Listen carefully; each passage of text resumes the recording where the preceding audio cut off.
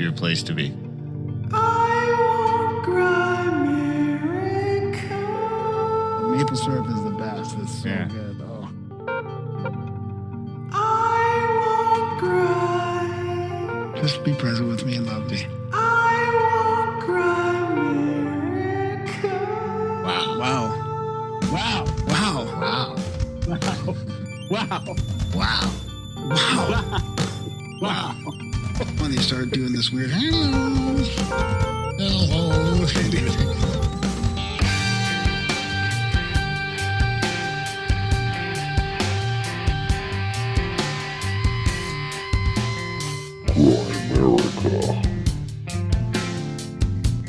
You know, it's not the end in sight. I think that's the beginning that's in sight. That we're seeing the beginning of something really new, something we've never seen before. We don't know exactly how it's going to unfold. I think, of course, crypto and blockchain will be playing a role. Okay, guys, welcome back to the Grimerica Show. Probably the final non-local episode we're going to be doing here. Graham is about fully bounced back. We'll be back in studio Wednesday, streaming again. All that fun stuff. We're going to be talking to Ashley Rindsberg a little bit later about his book. I think it's The Gray Lady Speaks. The Gray Lady Winks. The Gray Lady Winks. It's a good one. Great winked. Good. It was a fun chat. As in the New York Times, the Yeah. Gray Lady. It's a lot of, it's like a breakdown of the New York Times and all that. Hopefully this doesn't turn out to be one of those like weird episodes that gets us kicked off YouTube that we didn't see coming. Yeah, exactly. We've gone to great pains to sort of avoid that, but I digress. It's a great chat. I really enjoyed it. I went into it having no idea what we were going to talk about, like no idea, which is what I like. And I thought it was going to be like not about the New York Times, but I mean, I could talk about the New York Times all day. Book. It was a great book, and I kind of dropped the ball, to be honest with you. I'm going to blame COVID on it, but I had some notes to talk to Ashley about truth, because he wrote, he wrote about some of this in his book, and I thought, lately I've been sort of harping on, how people say, well, how do you know that that's true? And I'm like, well, I don't know that that's true. It doesn't matter. I know that's not true. Like, it seems to be so much easier to deconstruct what's not true these days, especially based on bogus headlines and stories. And, you can say, well, that's bullshit. But that doesn't mean that I know exactly what the truth is in the situation, or, but it seems so much easier to deconstruct what's not true these days.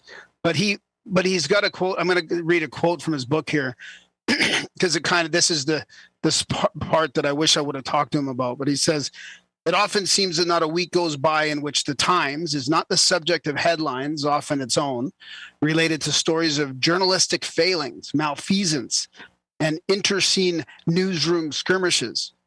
While these stories serve as appetizing table scraps for the millions of cultural critics, self-appointed and otherwise, who make up today's social media-fueled news environment, in reality, they point readers... What? Hang on a sec. I'm using the wrong mouse. In reality, they point to deeper questions that cut to the core of our society. Few questions today are more salient or more vital than ones we're asking about truth. Like, who determines the truth? How do we know when it's true? Does it even matter? Can my truth be different from your truth? And what happens if it is? These issues have arisen alongside a parallel question about lies and falsehood. And then he goes on, like that chapters where he goes on about how basically the seed for this book was planted when he stumbled across a footnote in a work of history about the Second World War, William Shearer's famed The Rise and Fall of the Third Reich. In the footnote, Shearer mentioned almost casually that on the eve of the outbreak of the Second World War, the New York Times reported that Poland had invaded Germany. I was shocked by this barely noticed fact in the middle of a tome of history. It stopped me in my tracks. How could the great American newspaper, whose standards for excellence are known around the world, have reported the very opposite of what we now consider to be an unassailable fact? An idea fundamental to our understanding of the war, that Germany invaded Poland as the opening salvo of Hitler's scheme to conquer Europe. Dun dun dun. Yeah. So that was kind of like the start of the whole book on how he found so many of these lies in the New York Times history and how it affects us. But yeah, the truth part is interesting because it's who determines the truth, right? And does it matter? Like to me, the truth matters less than the lies. The lies are more important. We're in a post-truth world. Totally. Hey, before I forget, did that Rockfin episode that you recorded work out? What do you mean? Did you make sure it worked and everything? Yeah. And timestamp it? Yeah. Cool. I just wanted to think of it before I forgot about it because I remember you were last time I talked to you, I had your fingers crossed, hoping it would work out. Of course, I missed the episode because I was on tinfoil hat. Yeah, which I wanted to actually read some feedback about right now. Should we use this as an excuse to play the new jingle? Sure. Okay, this jingle was at least some of it. Does he say where we can mention his name? I think his name is Darren. Here, I'll read the what? Hi, Graham. Mackey. Hi, Graham. A couple of episodes back, I noticed you guys didn't have a jingle for listener feedback when you read an email that was sent in. Well, in the interest of value for value, I wrote and recorded a jingle for that segment. See attached. Feel free to slice or dice it if you need to for time's sake. I also have an idea that is a variation on this jingle for Outlawed if you would like me to knock that out. Here are the lyrics in case you needed them. I won't read the lyrics. You guys can probably pick them up. I love your shows and happy to hear you're on the mend from the coof. Slap Darren in the back of the head. What? In the back of the head for me and tell him to be nice. From Darren. I'm always nice.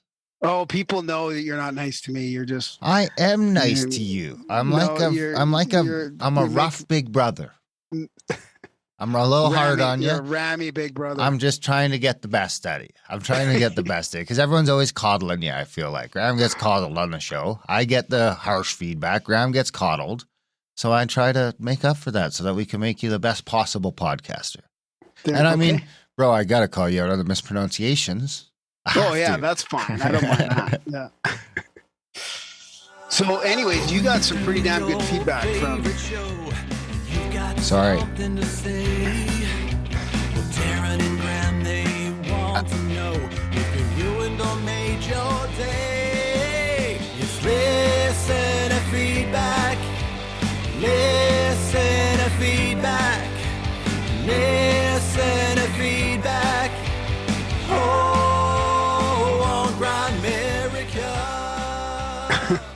That's pretty good. Yeah. That is pretty good. We can maybe slice it down, get it a little shorter, a little quicker. Concise, get down to the 20 seconds ish is a good jingle length, but that's great. Sorry, there was a little silence. I'd already hit play, and then there was a little bit of silence before it kicked in. So, you got a lot of good feedback from your episode on Tinfoil Hat. It seems to me, anyways, from what I'm seeing. I haven't got any negative feedback yet, so that's good. So here's one. Darren, I'm in the middle of listening to your visit to Sam Tripoli's TFH, and I had to stop the pod to say thank you for breaking down the residential school issue. It is wonderful hearing it from an Indigenous person's perspective versus the white, rich lady in yoga pants crying about it in the studio. So thank you for breaking that all down. I definitely want to check out your book. Secondly, I stopped the pod because I totally related to you saying you won't support businesses that go along with this passport shit. I've said that I won't print out my Vax Pass. Maybe it's real, maybe it isn't. But regardless, I've said that I'm done with society and won't play these little games. It was just good to hear I'm not alone in this sentiment. Friends don't get it, wanting me always to go to pubs and events, and I am so done with society and this bullshit. Anyways, thank you from the bottom of my heart for all the wisdom you imparted on the TFH. I definitely feel less alone. Oh, that's sweet. I still don't feel like I'm the best guy to be talking about it, to be perfectly honest. But about I mean, what, the residential schools? Or? But it doesn't seem like there's many other people that are talking about it, so...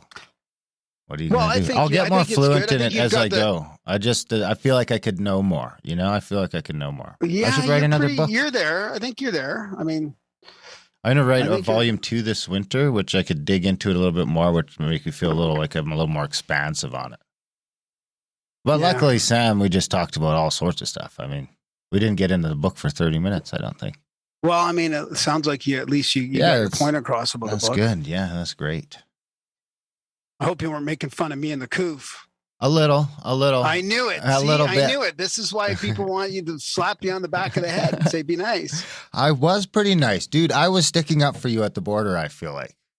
At the border? Yeah, when everyone's being mean to you. Oh, my God, you almost ruined the whole fucking thing. How? By sticking up for your rights? This lady's yelling at you when you're sick? I kind of told the story, that's all.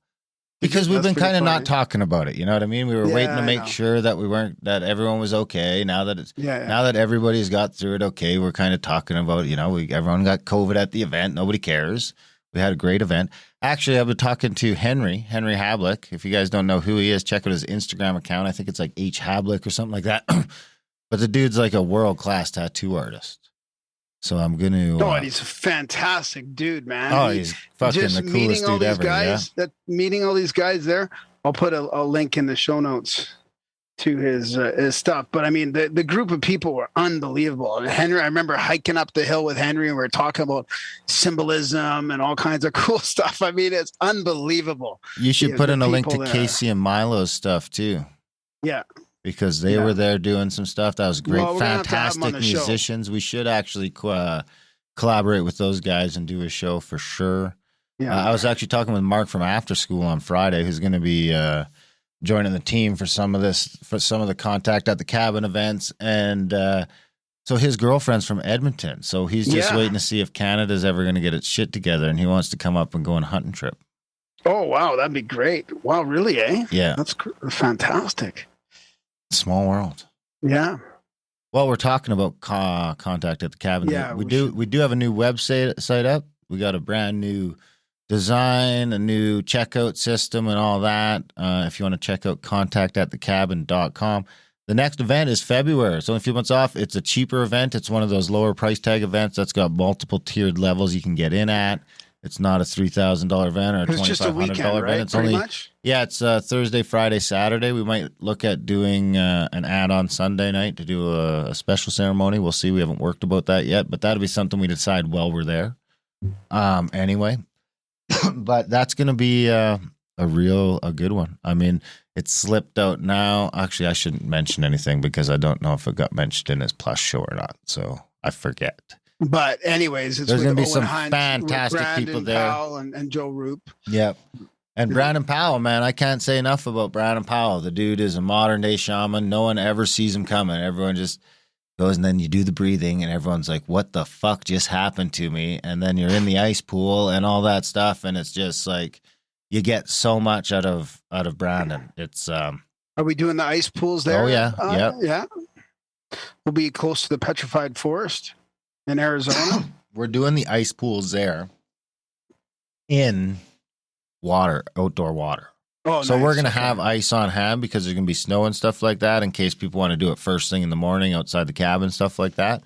Maybe we can even move it into the garage of the cabin. I was actually watching an old video of Brandon's of how he does it. He just had like an old freezer filled up with water. And he'd just get up every morning and there'd be like a layer of ice on it. He'd break all that with the pole and he'd jump right in the freezer. Yeah. And then you can just have it right in your basement. Yeah. But anyway, so we'll have the ice tub there. I'll bring the stock tank down so that we can use that now that I can't fly anymore. And which is fine. I'm fine with driving. I really enjoy road tripping. I really do. I mean, it sucks sometimes for the longevity of things, but luckily our lives are moving into such a way that we won't have to worry about those sorts of things. But the plan is, because we're going to be up in Pine Top where it's cold in winter. But 2 hours down the mountain, it's warm and desert. I mean, not hot, but warm. So the plan is that we can probably find somewhere in that elevation where there's some nice 5-degree outdoor water. Perfect. That we can go and do it. Because when we did it in Utah, we did it in the Virgin River at the bottom of Zion Canyon. which was a pretty gnarly experience. So it'd be neat to do that in a river over there in Pinetop, Lakeside, someplace. Maybe the lake, maybe Lakeside. I mean, it sounds like it's beside a lake of some sort. So Yeah. but that's going to be a great event. It's sort of that thing where we're going to spend a weekend figuring out how to hack life and hack your health and combine the two and maybe get more. Using kind of like a mix of ancient Hermetic wisdom and modern shamanism, right? Yeah, exactly. And very much with the very, very big twist of manifestation and stuff like that spun in. Right. And not like magic manifestation, a little like how to manifest more practically, like a practical guide to how to manifest. And then Brandon's stuff is going to get you into that mindset on so you're sort of more in touch with yourself and your surroundings to get into that. So it'll be a great chat or a great event. And of course, next year's Montana tour is on there. We're still taking wait lists for the Egypt trip, which is just about full. I think there's only like 6 spots left. That being said, I'm assuming that, at least a third of the people that said they were going to come won't come through in the end. But I mean, this is only from our audience so far. Ben's going to start talking about this. All these other shows are going to start talking about this, and this motherfucker is going to fill up fast. It's going to be down. There's at most like 20 or 25 spots left for that. And I did just launch next year's Skablance Tour because since After School posted some Instagram posts about it, there's been a ton of people wanting to get out to that event specifically. This is the fall, right? This is the fall? That's, the first week 1, September 19th to 25th, 2022. That's back in Washington then? Soap Lake Resort, baby. Back to Soap Lake Resort. So the June Skablance is really, it's Idaho, Montana. Yeah. Idaho, Montana. Okay. Yeah. And the interesting thing about that is there's going to be some expansion and some renovations going on at Soap Lake. I don't know if it'll be ready for next year, but it'll be definitely by the year after, they're going to have some like cold pools in place on the facility that we can use and stuff like that. And it's already an amazing place. Oh, I mean, it's already set up perfect. But we have to go in at the end of January. You and I and the Snake Bros and Randall and Brad are going there for the weekend to get comped and talk about future because she owns 35 acres and she says we can look at bringing in some campsites and stuff like that. So it looks like we're going to start working almost a partnership with them as they expand, and we can start using that as a hub for a lot of different events. So exciting things coming down the road. Contact@thecabin.com. What you got? Well, I got Operation Himmler. I mean, if you want to do that quickly. Himmler, like Hitler? No, yeah. But with an M?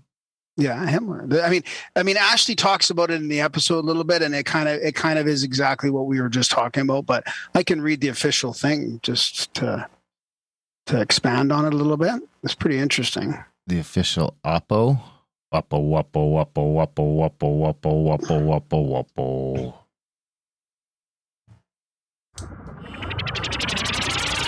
What's that noise?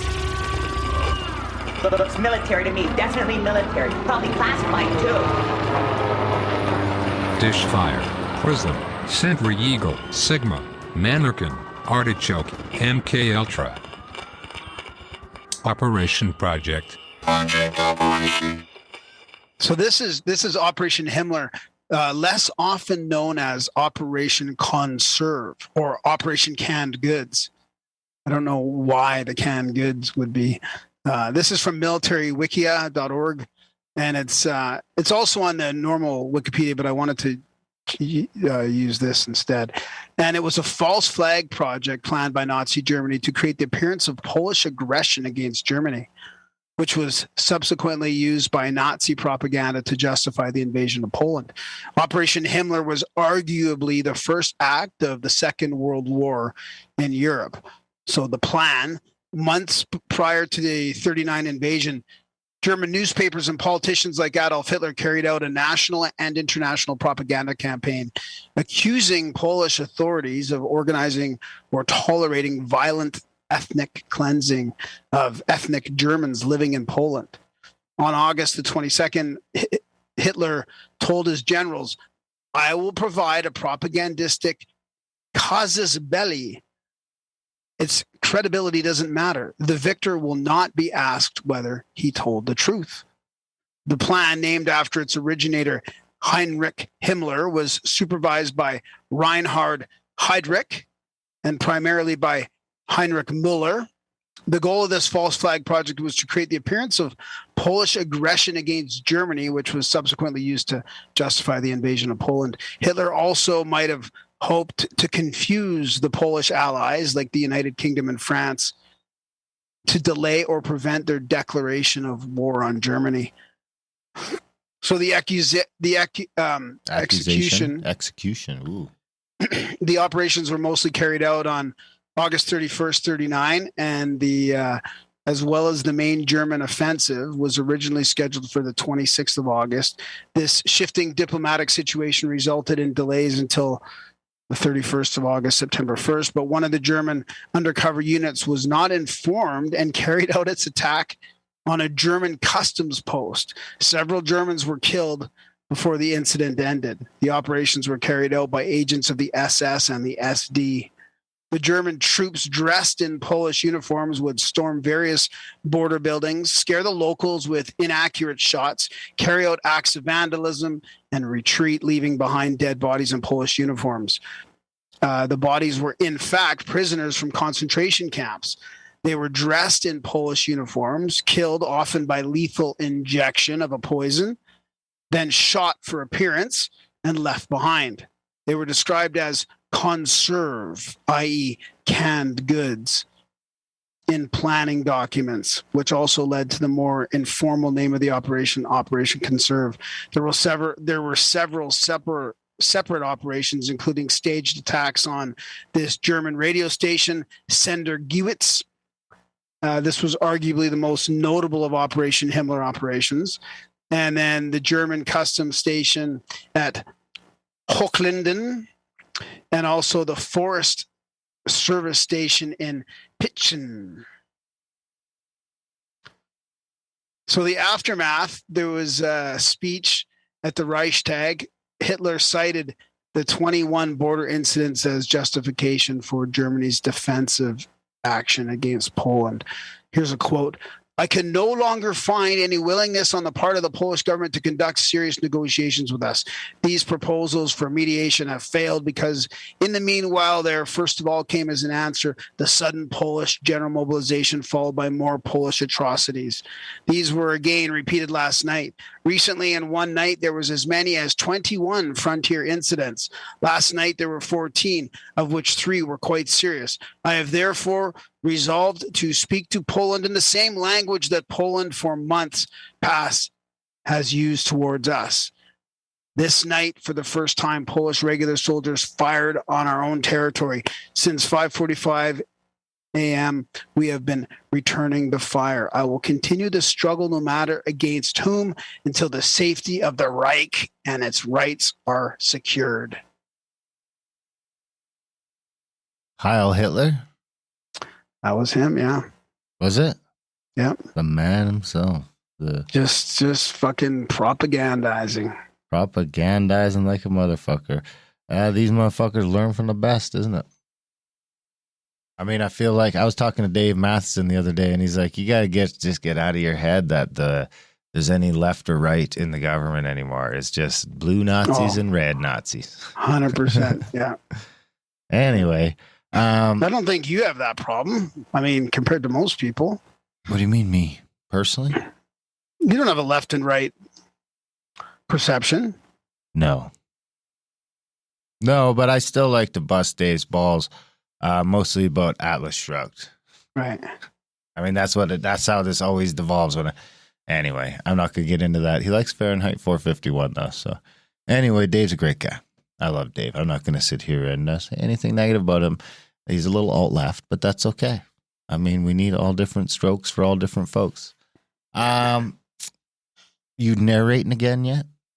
I'm going to start. Yeah. Sounds like you're not quite there yet. You might have trouble. Are you going to do like a warmer upper book? Yeah, I have a book to do. Yeah. Excellent. Of course, if I will let you know how it goes. It's going to be fun. Yeah, of course. You got. I don't know if have we mentioned it on this show yet that you've officially got ISIS Unveiled Volume 1 is officially for sale. Go to Audible, That's a great book. Better than The Secret Doctrines, I think. That's your favorite one so far? Yeah, out of Blavatsky's, it's my favorite one. Yeah, we'll see what ISIS Unveiled 2 is. It's the religion. I think this one was science. This is religion. It might be a little more esoteric and a little bit harder to grasp. Yeah, so adultbrain.ca, or you can go to, one thing you can do, you just go to Audible or iTunes, wherever you're getting your audiobooks. If you type in Graham Dunlop, all the stuff he's narrated is going to pop up right away. So you can type Adult Brain in there. That'll work as well. And that gets you all that stuff. I think we're up to 24 titles now for sale on there. So there's your book too, don't forget. And my book, which is narrated by Graham, and it's also for sale on Amazon, A Canadian Shame, if you're looking for that. Adult Brain. If you grab the audiobooks, grab my book, all that stuff helps support the show. Of course, you can also just go over to grimerica.ca/support if you're getting some value from the show. It's adding some fun or some spunk or some info, or just making your commute or your day job or your workout or your dog walk or wherever you're listening to the show, however you listen, wherever you listen, if it's adding some value to that, maybe you could head over to grimerica.ca/support. You decide what that's worth to you. Pack of gum, bag of chips, coffee, movie, cable subscription. You decide. Sign up for a monthly of any desired amount there, or you can do a one-time donation even. Of course, you can also just head over to GrimericaOutlaw.ca. Check out that podcast, another weekly show we're doing that comes out on Fridays. Actually, it seems like the CAC tapes is a hit. Had a few people sign up for Plus to get that second half. It's a juicy one. I kind of seen that coming. The Snake Bros are in there getting more political than they usually get, and Ben's in there, and the COVID at the cabin story comes out. It's just it's a good one. That's the CAC tapes. GrimericaOutlaw.ca.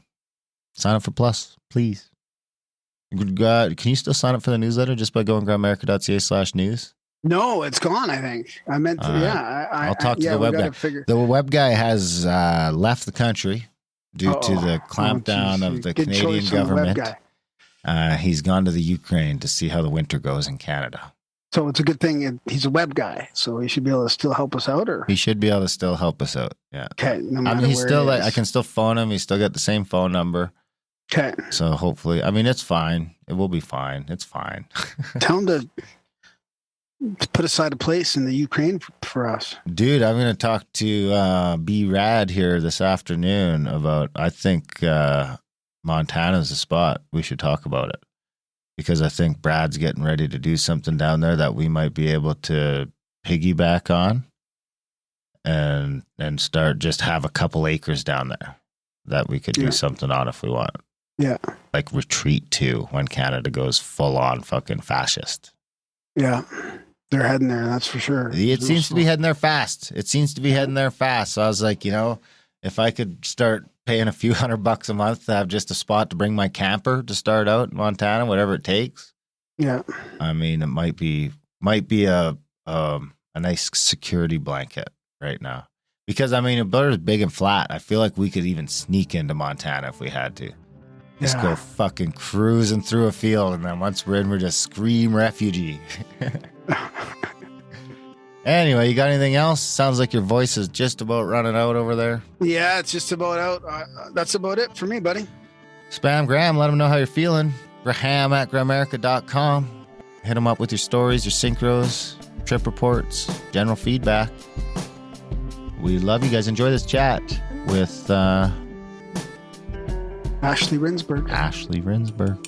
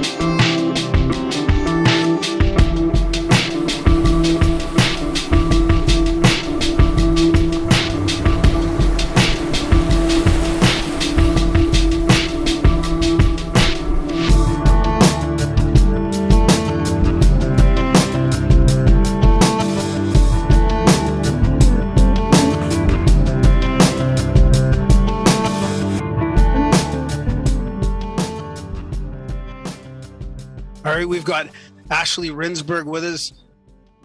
He's been Israeli-based author who's focused on struggle for truth and the meaning in this age of crisis. And I mean, this is an unbelievable book he's written here. The Gray Lady Winked, How the New York Times Misreporting, Distortions, and Fabrications Radically Alter History. And I mean, it's just, I don't know if the timing for this thing seems to be just really, really good. But what an amazing book. Thanks for writing it, Ashley, and coming on to talk about it. Thank you, guys. I appreciate you having me. And just coincidentally, the audiobook has just come out late last week. So if people, I know reading these days is like, I would have got it. There you go. Like you thud that hardcover book onto the coffee table. It's like very intimidating. So the audio for the commute or for just kind of like interstitial listening is now available. Oh yeah, that's great. Fantastic. That's good news. That's great. So, I listen to like 4 audiobooks a week. Yeah, it's such a great format. It's a game changer for me. I think for so many people, just because you can be in different modes of life and still be consuming this great stuff. So yeah. And the fiction, I feel like it takes a lot of the fiction to another level. I really think that the people who thought the ebooks were coming for the books were sorely mistaken. I don't think the ebooks will ever replace the books unless they make them. I can see that in the sales of my book. You probably see that in the sales of your book. It's on average, I think, 10-1 for a paperback to an ebook. I think audio could change that. I think the audiobook market is coming up. I've heard a couple of big authors say 50-50. Makes sense. Yeah. It's so popular. It's such a strong format. And I'm sure, it differs across genres. I don't know what the ratio is with the Gray Lady Winked in terms of ebook print, but just meeting people where they are. That's the important thing. Did you narrate it yourself? No, I did not actually. I considered it. I didn't feel like it would be something that would give readers a great experience because of the difficulty of it, really having that voice and having the energy. I think it's a very specific thing.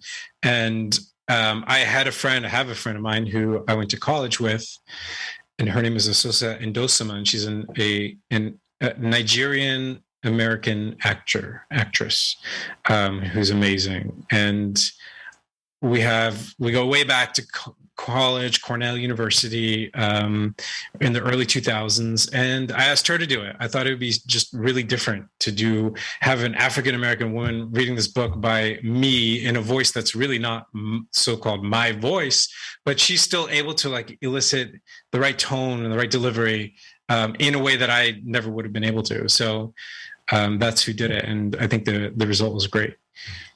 Awesome. Excellent. So, I mean, there's so much to get into here with the book because I was just listening to, just to read the title, you mentioned how it alters history, right? Like this. Mm-hmm. But I was just, before we started chatting here, I was listening to one of my favorite Canadian lawyers rant about the New York Times and how they had completely got this thing wrong about all these kids being hospitalized due to COVID, and they can't, the retractions never work. Right. But these guys get busted over and over and over again. So not only changing our history, but changing our future, they're changing what's happening in the future here, and they don't get held accountable. How can it be that nowadays in this disinformation age where we can get busted for talking about vitamin D, they can talk about the hundreds of, like thousands of kids. They're off by these marks. Like it makes your head explode. They were off by, in that was a recent thing with a New York Times science reporter, of all people, who reported that deaths of children in the U.S. were in the order of something, she said something insane, like 900,000 kids died. Like something you just couldn't believe. Just if you like looked at the number, you're like, okay, that's obviously wrong. But that's what she published. And it's something closer to like, I don't know, 6,000 or something, 2 orders of magnitude less, basically. Yeah. And this is the New York Times reporter figure who was very much at the center of the campaign to discredit lab leak for the last 2 years. Oh. She was the one who was tweeting about lab leak being, quote unquote, inherently racist. The idea that the Chinese lab that studies coronaviruses might have accidentally leaked the coronavirus into the world, in her mind, is racist. So that is 100% it. I mean, that's really what it is. And they print a tiny little correction. Those eggs are not going to get unscrambled. And that's all there is to it. There is no real accountability. There is no one holding their feet to the fire, and they're not doing it themselves because they know they can get away with this stuff because there's so much of it. There's so much of the misreporting. There's so much of what I call malfeasance. And you're right to say this is not just historical. It is about our future. And even more so, it's about our reality, our present. They edit reality just as much as they edit the news. And it's probably par for the course. I mean, that's the thing that I don't think. I mean, if anything, this last couple of decades where you get to see through that is the anomaly here. The anomaly isn't that they're changing the history and the future and the present all of the time, or they're changing reality in real time all of the time. I think they've been doing that for the last couple of thousand years.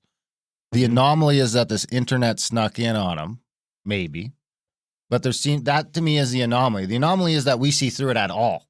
That there's even vitamin D to talk about, because 30 or 40 years ago there wouldn't have been, because we wouldn't have heard about that. Yeah, I think that's true. I think that the independent media and the fact that, it used to operate the media a bit like a cartel. Like there was just, industry-wide omerta, like you just didn't talk about certain things within the industry. But there was a level of accountability in the past, not at the New York Times per se, but in the media. And some of the stuff that I write about in The Grey Lady Winked, for example, is when they were calling the Berlin Olympics of 1936, the Nazi Olympics, the greatest sporting event of all time. Other major newspapers were reporting the opposite, that it was a devastating blow, a propaganda victory for the Nazis. And so there was some counterbalance in the past. And I think that's a lot because in the past, these media companies were more independent than they are today. What independence they once had, what little they did have, is now essentially gone, because all these major media companies and brands have been absorbed by 3 or 4 mega conglomerates. We're talking, Comcast, Viacom, Disney.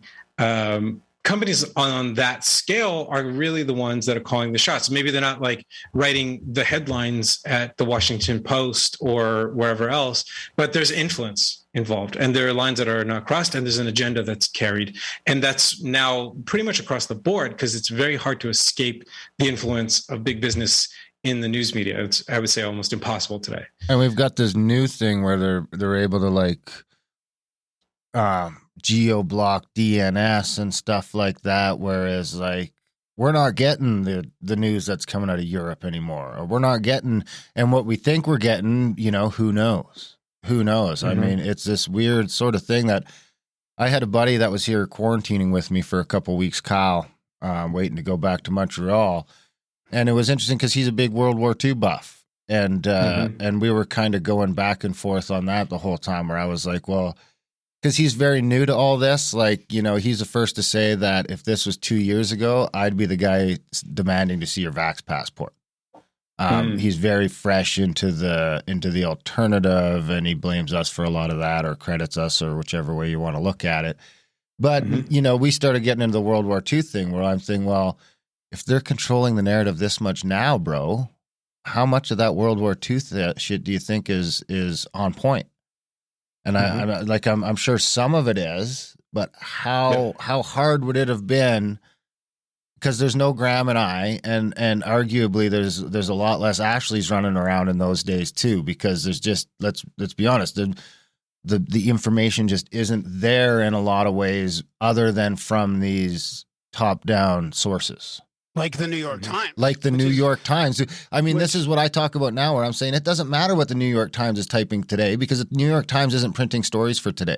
They're printing stories for 50 years from now, for 60 years now, so they can pull up these historical headlines, and our kids will be like, whoa. And we won't be here anymore to be like, well, wait a second. No. it wasn't like that. Or maybe some of us will be, but I don't know, man. I just read Fahrenheit 451 again over the weekend, and it was the whole digital fucking movement. It brings us so eerily close to that. It's crazy.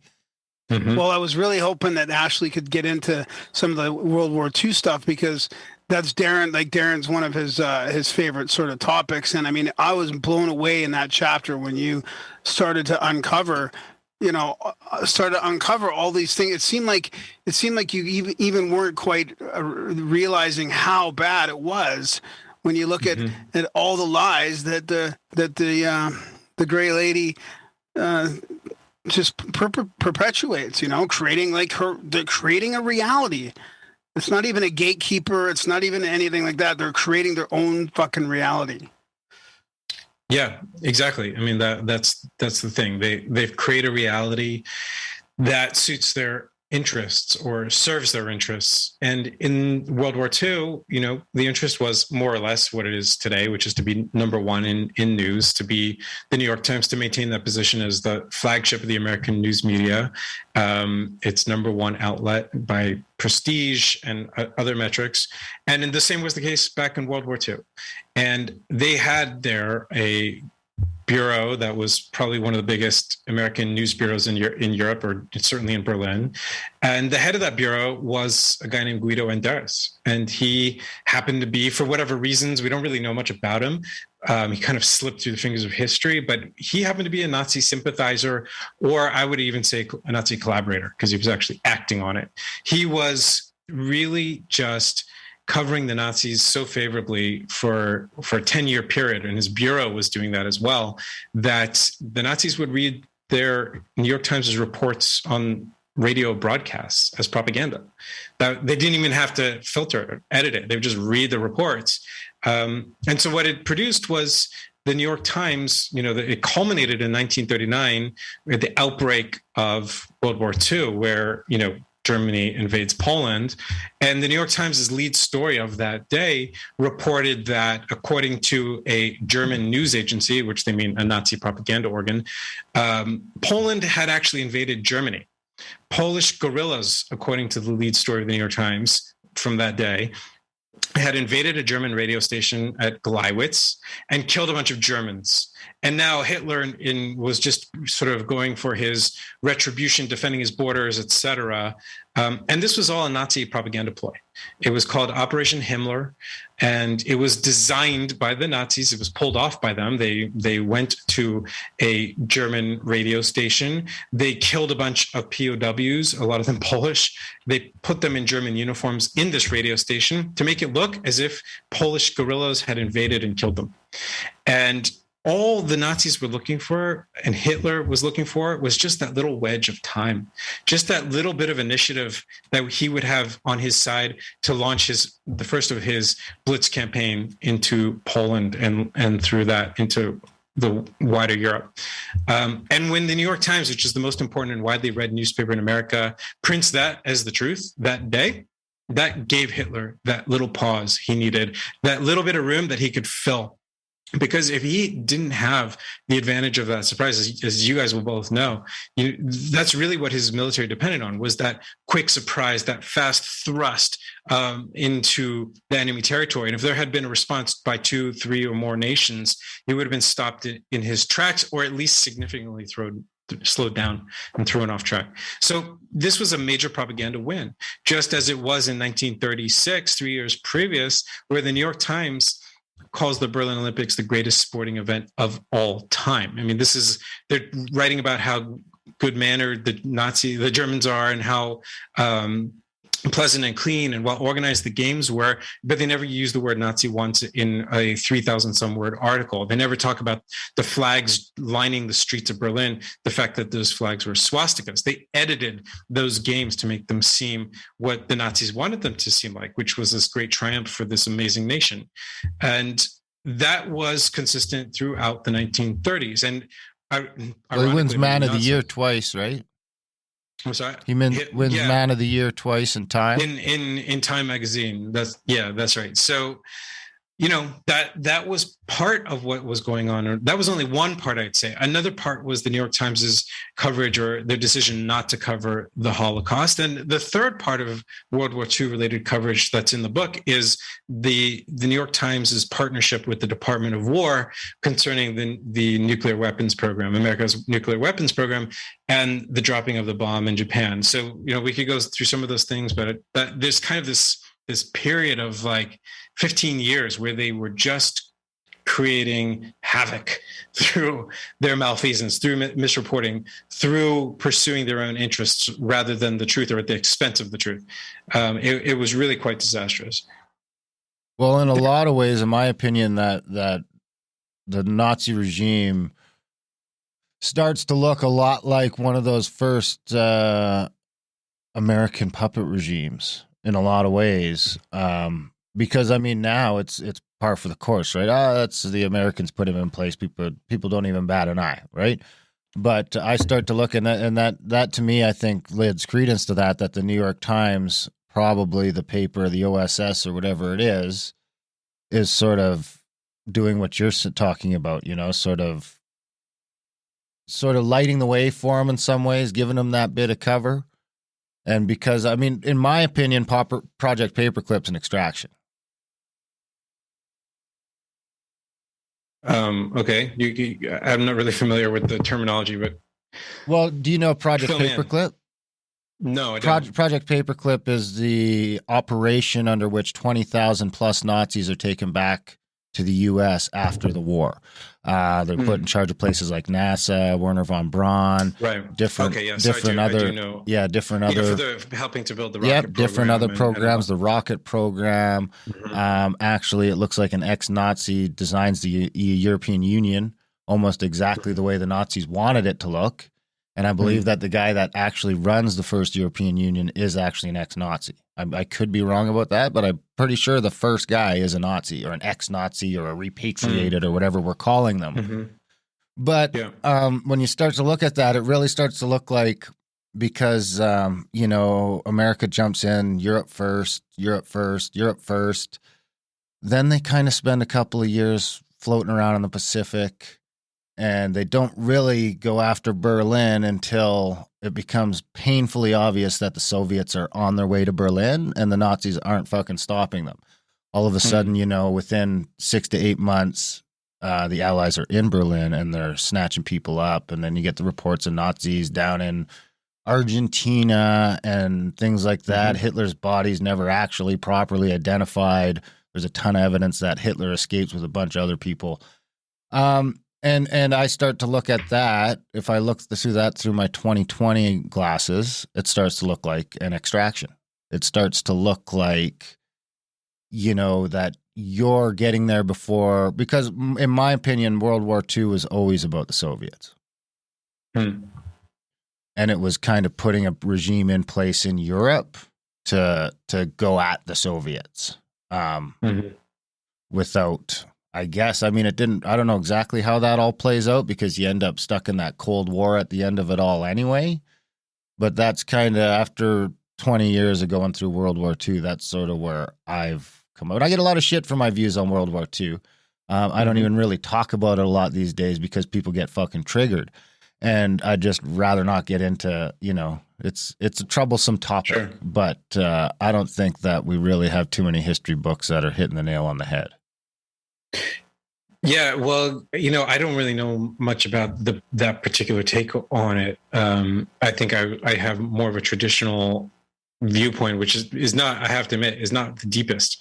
So, I'm a bit in the dark. But what I do think is that the initiative to explore these things, these things that we've sort of been given as like cold, hard fact, and to dive in for yourself and to do, to put in the work and also to make sure it's a good faith effort, to make sure you're actually searching for the truth is an incredibly important thing today. When we're thinking about media and media control over so many of the so-called narratives that shape our lives, and even the facts, they are really creating facts. They history, sort of history in a lot of ways, and history as well, and policy, and economic trends and social trends and everything else.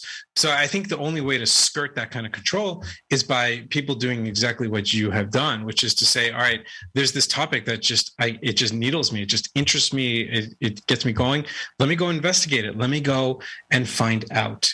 And I think that's so much a healthier approach to media than the passive lean back approach, which we all have today, which is like, all right, what's on CNN, what's on Fox, what's on Twitter, what's on Facebook, because then you're just inundated. You're deluged with media and you can't question any of it because you're overloaded. You're system overloaded. So I feel like that is an important shift that people need to embrace, which is saying, I'm not going to try to consume all news, all trends, all ideas, all entertainment. I'm going to pick 1, 2, 3 things and go after them. I'm going to switch the dynamic around. And I think that is the big shift we're seeing in media today. And that's the shift of independent media as well. So that people like you guys, people like myself, we can go out and do the research. We can go and do the work and present it to the world and build an audience. And then the audience becomes itself a form of distribution. So I think that is the real paradigm shift we're seeing today. And a form of production too, because now people are funding these things themselves, instead of going through advertisers and having that model of, you have to go through this certain gate. Right. Now it's like people can just, there's a couple of shows that we listen to that deconstruct the media constantly called No Agenda. And they have a whole community of producers, that people that fund them themselves. Mm-hmm. And it creates a whole open source system of deconstructing the media. Yeah, that's exactly it. Creating a community where you have shared beliefs and assumptions, and again, maintaining a good faith effort and being honest with one another, being intellectually honest with yourself. I think that's the key to it. But I think otherwise, information, knowledge, and kind of the way we experience the world should be kind of experienced and shared as a community and in a community. Because when you are all on Twitter, you have no common vocabulary, you have no common assumptions, you have no common values. You're all talking essentially, you're using the same letters and sentence structure, but you're speaking different languages, and then you end up with that insane cacophony. Just there's no sense to it. It doesn't work. So I feel like this kind of new phenomenon we're seeing of people forming communities around independent media and around the ideas that they find important, the topics that they love. It's so encouraging for me as someone who's studying media, because you look at the alternative, which is traditional legacy media, and you're just like, oh God, like there's no coming back. There's no way there's no way to see it getting better from where it is now, because it serves itself so well. That's the real problem. Like the people who are at the top levels or medium levels, or even the bottom levels of traditional legacy media are being served well by those institutions. The problem is that they're failing their audiences too much. They're failing the end user way too much. And they don't see it. That to me is the real kind of red flag there. They don't see it. So you think the destruction of the mainstream media is upon us now then, and it's just falling apart? I think it's like an empire. I think it fades. And that's exactly what we're seeing, a gradual crumbling. And you look at revenue numbers in traditional media, legacy media, or audience numbers, you choose a metric, and newsroom sizes, it doesn't matter what you choose. It's all a downward trend. It just does not look good. And I don't know if they're showing any sign of a bottom. Maybe they've bottomed out at this point, maybe not, but that's just what it is. The gates were broken open, and now no one even knows that there are gates. And those outlets are not as relevant as they once were by a long shot. And once you see through it, like, for example, all the chapters in your book there, and you show example after example after example of this fuckery, and once you see through it, you can't watch it again. You can't watch the news anymore again. You can't see this. You can't unsee it, Yeah, it gets really, really, really hard. But again, I do think, this is a distinction that I draw, because you get lots of, in the New York Times and everywhere else, you have lots of reporters there that are very good. and that really believe in what they're doing and serving democracy. But those are not the same people as the owners and the people who are controlling these media outlets, who have a vested interest that is much greater in their eyes than kind of gathering the facts, which is kind of this mundane, almost quaint idea to them. But, even when I think about someone like an outlet like CNN, which has just thrown its hat in like so clearly without any abandon, just taking off all the restraints to come in on opinion making. But then you see an article from CNN about the Uyghurs in China and the repression and genocide being committed against the Uyghurs in China, and interviewing a guard who had tortured people. And you're like, whoa, wow, that's great reporting. That is important. That's like hard hitting. It's meaningful. So you have that journalist at CNN who's just kind of like doing his or her job. And I think that is the case, not just in media, but in all big business, where you do have people in these institutions that are like, they're good people, they're trying their hardest, and they often do produce great stuff. But on a whole, that doesn't mean they're able to counteract the stuff that's coming down that's driven by ideology or interest, because that's the real poison. I'm surprised about that. The CNN and the Uyghurs? When was that, recently? I was too. Yeah, that was recent. That was like... I almost feel like... That was even yesterday, possibly. I thought I saw something weird about that. And then the other thing was, I think I saw the Uyghurs where there was some attention given to a couple cases of coronavirus in the Uyghur community. And of course, right away, I'm thinking, oh boy, what's going to happen now? There's a whole bunch of tourists getting trapped in that area with the Uyghurs, and they're going to shut everything down. What's going to happen? Of course, because we've been dealing with this China issue on the show now and again. So of course my mind's going to, oh boy, here comes some more organ harvesting or another reason to shut this whole healthy population of Uyghurs away from the system. And then now to hear CNN go after it, it's like it's almost hard. I can't even. It's like I can't even accept it. My mind won't even accept it. Yeah. CNN's approaching the Uyghurs. How does that even happen? Yeah, and that's the scary part, is that, this is like, one of the chapters in The Gray Lady Winked is about the Holocaust. The New York Times did not report on the Holocaust. There was a story that they got from Europe about 600,000 Jews being murdered, and they put it in page A12, and they gave it like 2 or 3 inches of column space. They downplayed it for ideological reasons. They downplayed it for business reasons as well. And that's exactly what you can see happening with the Uyghurs in the New York Times. Wow. Where you look at, like, just go to the New York Times website. They have a great search tool. You find the way that they spell Uyghurs. I think it's U-Y, and search and see the reporting that's going on the last year. It's the softest, most indirect, third or fourth party. Like, what effect does this have on H&M, brands like H&M in China? What are the Japanese thinking about the situation diplomatically? Like, well, you think to yourself, wait a second, there is purportedly a genocide going on against our minority population, ethnic minority, in an authoritarian country. You would think this would be breaking news after breaking news, day by day. And if not day by day, then certainly week by week. But you look at the reporting that's come out of the New York Times on this topic, for instance, it's not just them, but them, for instance, and you're going to see maybe 10 or 12 stories of the last year, and almost none of them directly about what's going on, meaning how are they transported, what are they fed, what's being done to them, what is happening to their children, what's happening to their body. We don't know. Nothing. There is absolutely nothing. There's not even speculation. There's not even this steady drumbeat of opinion pieces talking about it. So they're all talking about vaccines, and they're talking about things that you just think to yourself, who cares? This is irrelevant. So these are the same patterns playing themselves out over and over and over. And in the New York Times' case, they've got deep investments in China.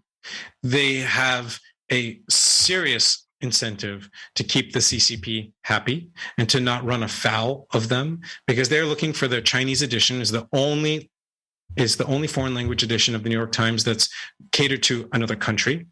And they are trying to break into a market of 1.4 billion people. Really? And that is I reported this past summer on how they were stifling the debate on lab leak almost single-handedly, how aggressive they were in the effort to discredit lab leak for the past year and a half. And you look at that, you look at the relationship with China, you look at the fact that Chinese propaganda outlets like China Daily have been paying legacy American news media companies advertising money, running up to the millions of dollars, in order to publish propaganda in their papers, in the papers of the Washington Post, the New York Times, and dozens of others. So you put all these pieces together, and that's the same kind of shock that you're kind of like, how is all this happening? And it gets so far down the road that you end up in a situation that you're in, Graham, where you're saying you see a piece of reporting that's actually seems objective and to fly in the face of the norm, and you are shocked. It's like it should be completely the opposite way around. Yeah. Well, and then you got Bezos owns the Post. Is it the Post? I think he owns the Post, right? Washington so Post, they're not going to talk right. about China because Bezos is making billions of dollars a fucking day off of China and is probably the number one contributor to pollution on the planet. If I had to pick a single person, it's Bezos. If I had to pick one guy, Bezos probably is polluting, causing more pollution, more ship tracks, more carbon, more everything else than fucking SpaceX at this point. Right. Yeah, 100%. And so I don't know who owns the Times, but I mean, we just had Ethan Gutman on last week, and he was talking about how this is a real Tinder pile, because he's like, here's the problem. He's like, the problem isn't now. He's like, the problem is when the war starts. So he's like, there's a real tiptoe between the West or NATO or whoever is opposing China right now, he thinks, because he thinks that once it falls, then there's not going to be any more pretending we're not killing Uyghurs. And he's like, I'm not calling it a genocide right now.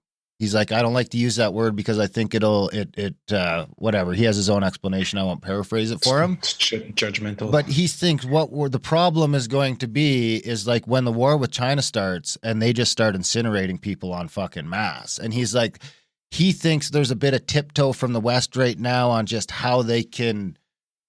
His take is the war with China is inevitable.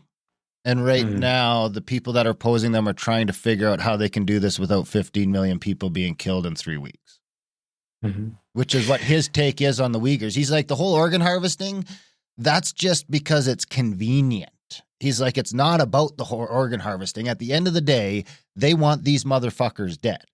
And his take on it is because it's this 200-year-old battle between the two different sort of sects over there, and that's what it's about. And that's sort of, he's like, the organ harvesting is just a useful thing for them to do for now. When the war breaks out, he thinks it's gonna make the Holocaust look like nothing. Which just makes me wonder if you think these papers of record, do you think there's any tiptoeing? Like, do you think the State Department is talking to any of these newspapers saying what they can run, what they can't run, things like that? I don't think they need the State Department to play that role for them. I feel like they have their business interests with China and their government. That's worse, I think. In some ways, I'd rather it was the state. Yeah, as much as I don't trust the state, but at least there's some like national security thing there. 100%. Maybe somebody has a fucking plan as opposed to just don't fuck with the business model. Yes, that's exactly right. And when you look at you take Bezos and Amazon and Washington Post. The Amazon.com top to Amazon across the business, half of its top 10,000 sellers are Chinese, are based in China. Half. When you look at their most profitable, their profit engine, their profit center of the entire company, which is Amazon Web Services, their business, their access to the Chinese market to grow AWS is essential to their being able to remain in the number one spot in that incredibly competitive, but also very lucrative market that accounts for 47% of their profit annually. Wow. So they already know the influence is there. And also, unlike dealing with, some chaotic and half inept democracy, you're dealing with a government that just has to make one decision in order to shut it all down. It's not like, let's say the US wants to kick out some foreign news agency like China Daily. That would be a multi-year process in courts and appeals and lobbying and blah, blah, blah.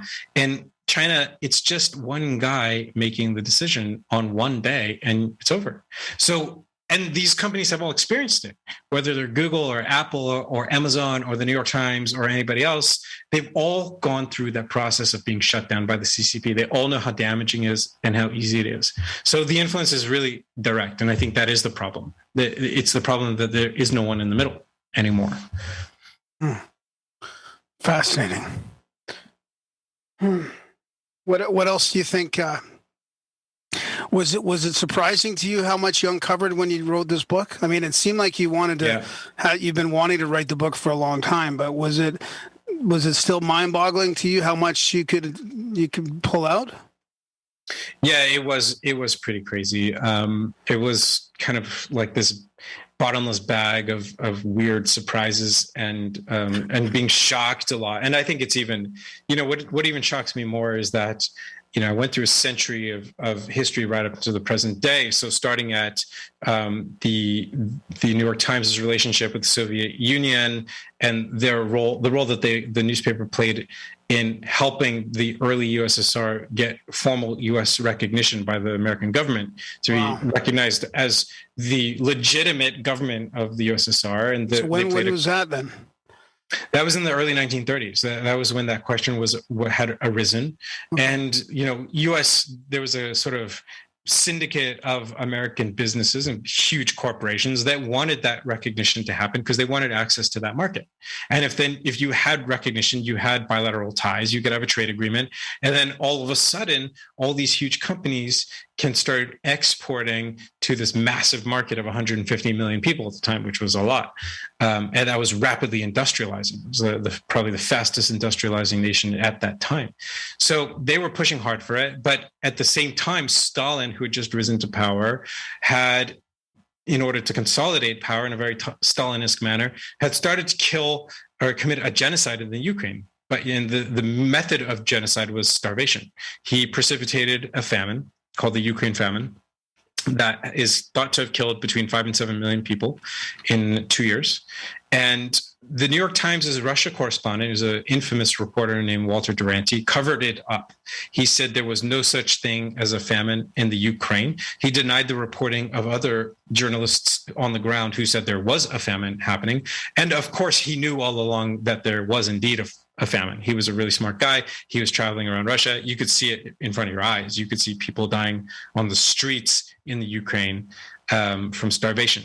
So why did he do it? Because the Times was part of that syndicate of businesses that wanted, and in some ways needed, to have the U.S. formally recognize the Soviet Union as the government of Russia. And when there was a gala, when that actually happened, FDR, who had been advised by Walter Duranty that he ought to recognize the Soviets, when he finally went through with it, I think it was in 1933 and 1934, they had a gala event, a gala function with the new Soviet ambassador, the new American ambassadors of the Soviet Union, the heads of Ford, the heads of JP Morgan Chase, the heads of a number of railroads, on and on and on and on. And the one man there who received a standing ovation was the New York Times' correspondent in Russia, because everybody in the room knew the U.S. government was not going to recognize a country that had just killed 2 or 3 or 4 or 5 million of its own people. It would never happen. Public opinion would not allow it. But the New York Times had taken care of that problem. They denied there was a famine. They're the most influential paper in the country. And they just gave FDR enough of a reason to say, wait, the New York Times is saying there was no famine, so what do you want from me? And he did it. And that's exactly what happened. And that helped shoehorn Stalin into the position he played for the next few decades in Russia, the USSR. Which we seem all too happy to do when it's good for business. Exactly. That's exactly it. And you get. So is this now just a repeat of that, with China coming up and being probably the quickest? Obviously, it's not probably. Obviously, the quickest industrializing people on the planet, and there's 2 billion of them, and 100%. When you think about, ask that question that I was asking earlier about lab leak. Why would the media care? Like, why do they care one way or the other if it came from a Chinese lab or if it came from an animal? Like, nobody knew this. They started discrediting lab leak in January and February of 2020. 2020. That we didn't really even know there was a pandemic at the time. Already they're laying the groundwork for the discrediting of lab leak that went on for the next year and a half and is still really going on today. And you ask yourself, why? What difference does it make? And that, of course, is the answer, is that these business interests are overpowering. And it becomes a culture in the media. It becomes a culture to think of China a certain way, to treat China a certain way, which is why we're not seeing headlines every week or every day about the Uyghurs, because it doesn't fit with that culture. And that's exactly it. What is happening with China, what's happened with China over the last few decades in the media. And I think we're going to see more and more of that trend.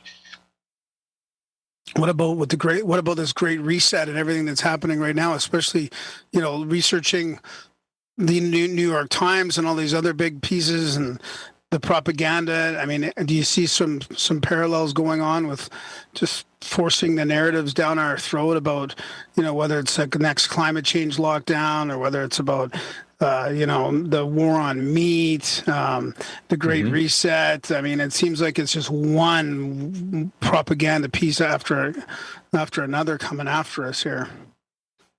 Yeah, that I absolutely do think that's it. I think there is this orthodoxy or set of orthodoxies and conventions in the media, but it's not just the media, as you guys have both pointed out. This is like, it used to be when we talked about media freedom, we meant freedom from interference and just interruption by the government, by the domestic government. Yeah. But that's no longer the case. No one's worried about the government interfering with the American media, at least, because the dynamic has gone the other way around. It's become like this kind of symbiosis, this like coagulation of government and media and big business, all kind of globbed into this one thing, carrying a single message most of the time. And it's like disturbing to watch it, because what the media seem to have forgotten is that it's not just essential that the media be free, as in free from government interference. It's also essential that the media be independent, meaning independent of outside or even internal influence, undue influence. And that is where we very much have gotten to, is that there is a single set of messaging. And in this case, let's say with lab leak, it happened to really not just match, but it echoed the messaging coming out about lab leak from China, from the Chinese government. And that's where you see all these things really nicely aligned, because of course, those business interests that the Chinese are using so well as a lever are not just used with the American business sector or the media, but also within the American government itself, of course. So that is why all these things align so nicely. They seem disparate, but when you look at them that way and you follow this chain of incentives, you see it all flows the same way. It's all part of the same stream. The American media, American big business, the US government, and the CCP have aligned more or less on key issues. And that's why lab leak is such an important story, because it reveals to the extent to which that is true. Huh. And Canada's right in there. I mean, like we're funded. I mean, the government put in 1.6 billion, I think, into our media. I mean, it's a one message. It's like just exactly what you described, one message going one way here. And it seems to be always against the people. And it seems to be like when reading your book, it seemed to be is against freedom. It's against the people. It's this narrative that's just it's pushing back against what's best for us, it seems. I don't know. Yeah, it's kind of like this weird form of crowd control, like psychological crowd control, where it's like they just want to make sure everyone stays safe. They just want to make sure that there's not a stampede here. Yeah. And what they're doing is that they're using the facts and using the truth in order to achieve those ends. And in some cases, it's more nakedly about power, like the 1619 project the New York Times came out with, which was a great little chapter in your book there.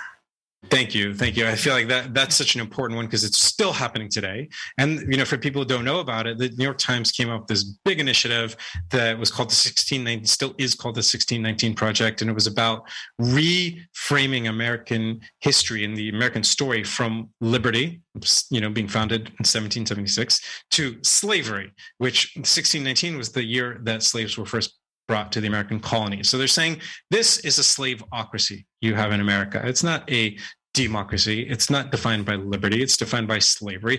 And when you look around the country today, you're just seeing the remnants and the artifacts and the echoes, and in some cases, the actual power structures of a slaveocracy still in place.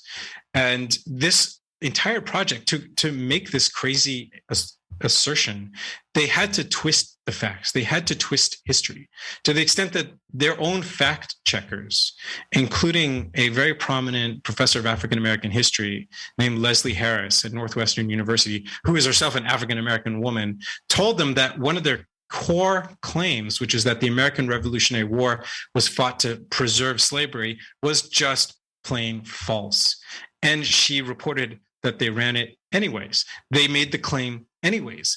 And people were sort of shocked by this. And I never was shocked by it, because I was thinking to myself, if you're trying to change history, you literally have to change it. You literally have to go and change the facts. You literally have to change the dates that we've gone from 1776 to 1619. And that's exactly what they are doing. And they're doing this in a way that kind of mirrors or delivers on this new set of kind of subversion that we're seeing across American mainstream culture, in academia, the media, of course, branding, marketing, and retail. Everything has embraced this kind of the same kind of flip. And the New York Times has been leading the way with something like the 1619 Project. But not only that, of course, there's much more. You seen specific funding for that kind of thing from guys like Soros or anything like that? It really smacks like this cultural engineering from guys like him. I mean, that's actually a very good question.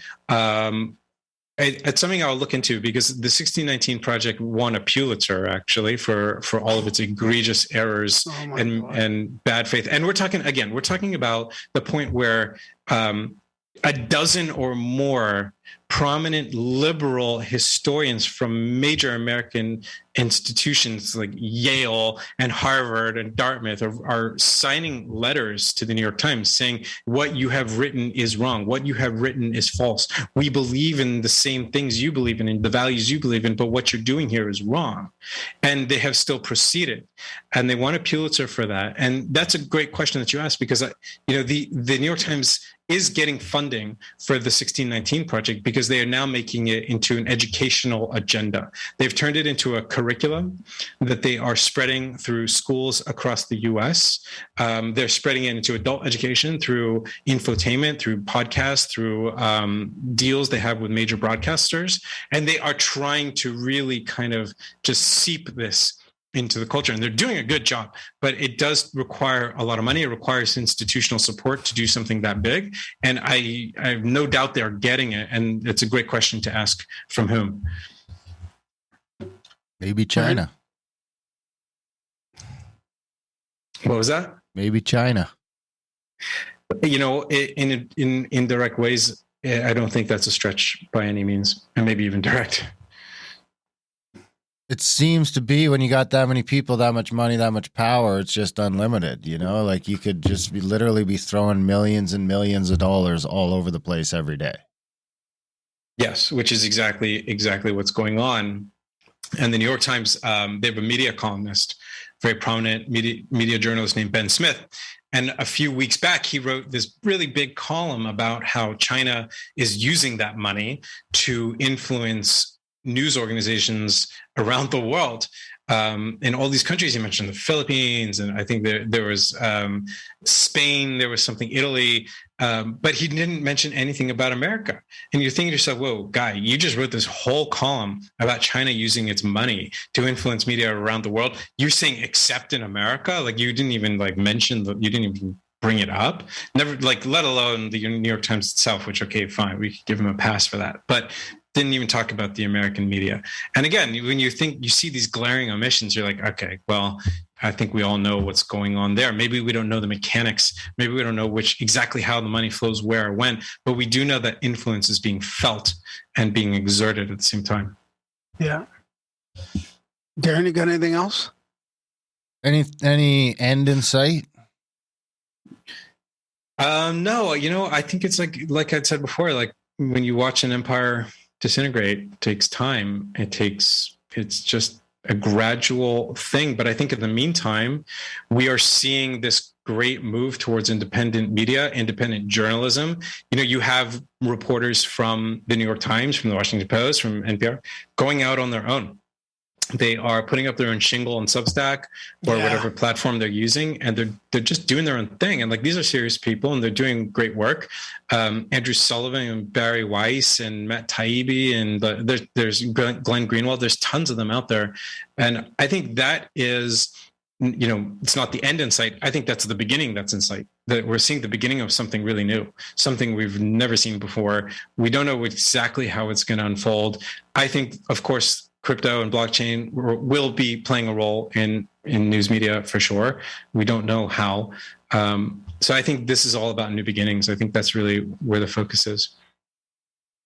Excellent. What else are you got another book coming up in the future, or how long are you going to talk about this one for?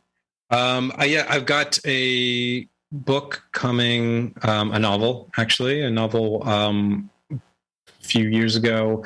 My best friend from childhood went hiking in Nicaragua and disappeared, never came back. Oh my God. So I went there for a few months to investigate and try to find answers to understand. I mean, his body was found like a month later, but I wanted to understand what had happened. So I did that, and I came back, and it sort of inspired me to think of a story that's fiction, but that's inspired by my search for answers. So that novel will be coming out next year. And after that, I will be thinking about the next book on media, but it'll be a book, this was very much a book about, let's shine the light on the media today and see what's wrong, see the rust, see all the rickety parts. And then I think what comes next is a book about what is the future of media? What are the positive trends? What are the technologies that are going to matter to us? What is the new media going to look like? Because I think all agree that something does not only have to change, but is already changing or has already changed. So I want to help people think through what that V2 might look like. Do you have a website or social media accounts or anything like that our listeners can follow you on?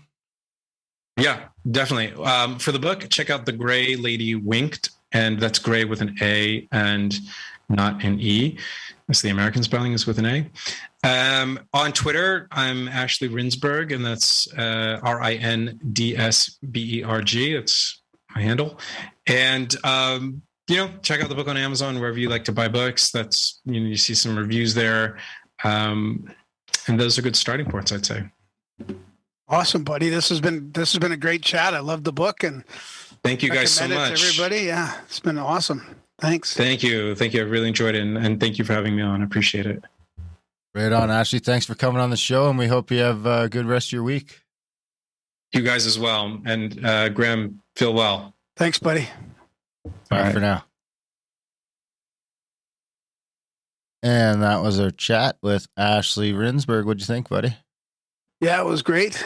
Yeah, it was just as good as can be expected. Yeah, it was a fantastic book. I was thinking about you lots because they were talking about the Soviets and the World War II stuff, and I thought, oh man, Darren would dig this part of the book. So you're back in the saddle. Graham's back. You still sound pretty rough. I'm almost what? You still sound pretty rough. Yeah, I'm a little. I'm coming back. He's limping back. Coming back, baby. Yeah. Limping back. Maybe by next week we'll have him back in the studio. Oh yeah, well, yeah. Today's going to be a big day for him. We'll see if it lays him back out. Big thanks to Ashley for coming on the show. Big thanks to you guys for listening. Even bigger thanks if you're one of the few who choose to support the work. Grimerica.ca/support. If you can head there today, make a one-time donation, sign up for a monthly.